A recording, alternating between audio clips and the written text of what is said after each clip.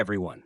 Welcome to this quick and easy guide on fixing the Telegram issue where certain channels or groups show the message.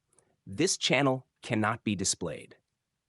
If you're facing this problem, don't worry. I'll show you a simple fix that works in just a few steps. Let's get started. First, close your Telegram app if it's open. Now, open your web browser and go to web.telegram.org. Log into your Telegram account. Once you're in, look at the top left corner and click on the three horizontal lines to open the menu. From there, select Settings. Next, scroll down and click on Privacy and Security.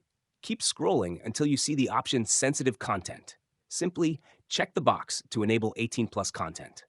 Now, close Telegram Web and restart your Telegram app. Try opening the channel again. It should now be accessible. And that's it. You've successfully fixed the This Channel Cannot Be Displayed issue on Telegram.